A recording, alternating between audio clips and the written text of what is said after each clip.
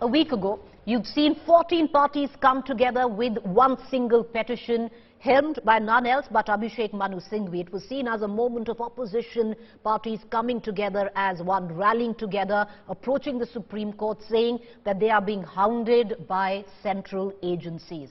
Guess what's happened there? A huge setback for the opposition. These 14 political parties, including the Congress, which had moved the Supreme Court citing misuse of central agencies by the court.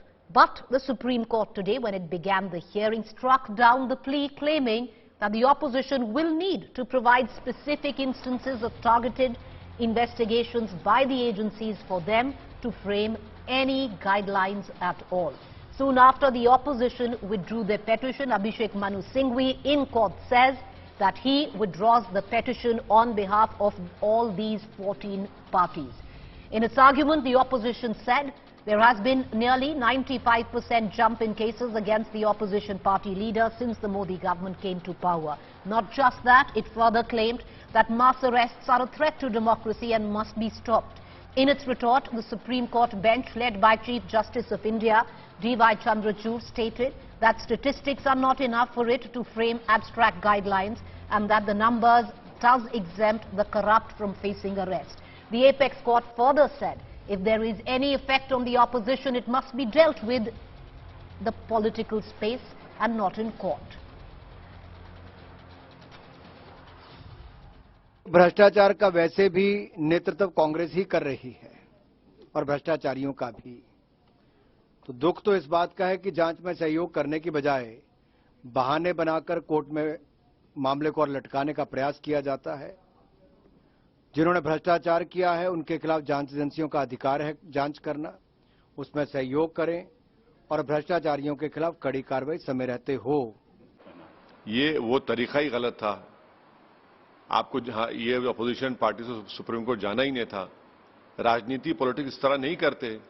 आपने BJP को handle दे दिया अब ये बोलने के लिए कि देखिए हम तो सही काम कर रहे थे, सुप्रीम कोर्ट ने आपकी बात को खारिज कर दिया।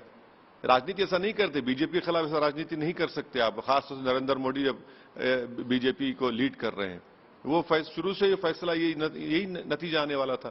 भाई आपके कॉन्क्रीट रिजल्ट निकलता ना, वो काम करते आप चले गए। अब सुप्रीम कोर्ट ने तो फैसला दे दिया, बीजेपी को हैंडल मिल गया।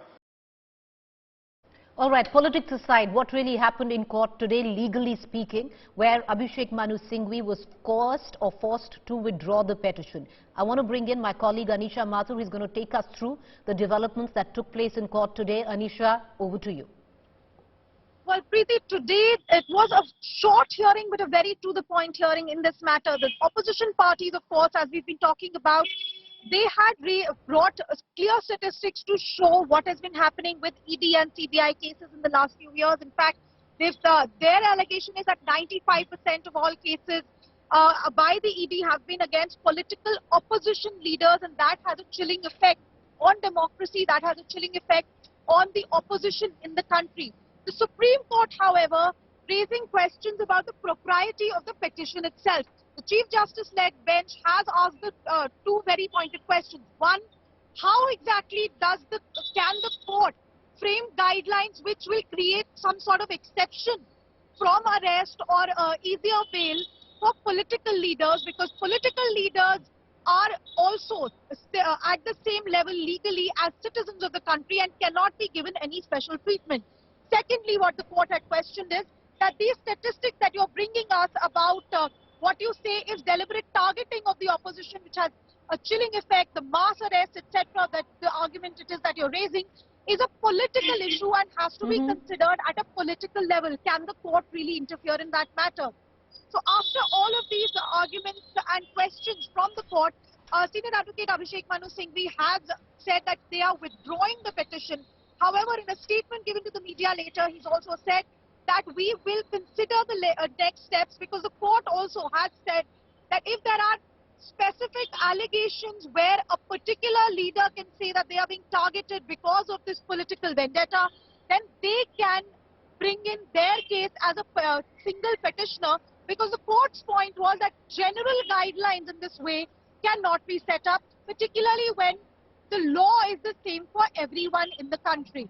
So we'll have to wait and see how this plays out politically as well as legally now. Preeti.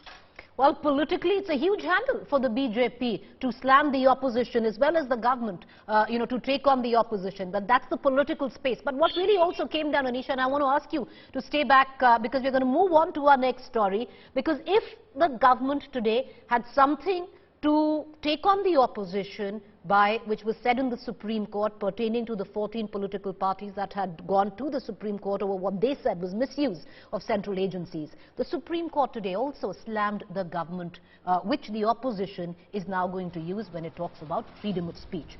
The Supreme Court today overturned the ban imposed on a Malayalam news channel and pulled up the centre, slamming it.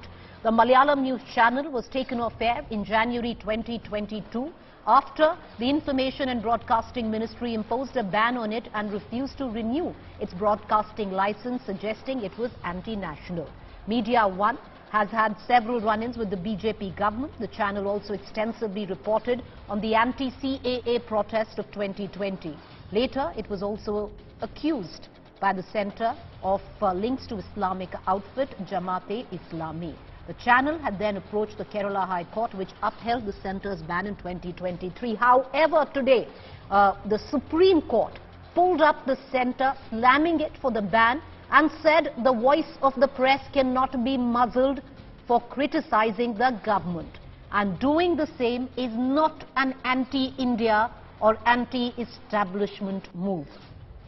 I repeat, the Supreme Court overturned what the High Court had said and slammed the centre for the ban, saying the voice of the press cannot be muzzled for criticising the government, and doing the same is not an anti-India or an anti-establishment move.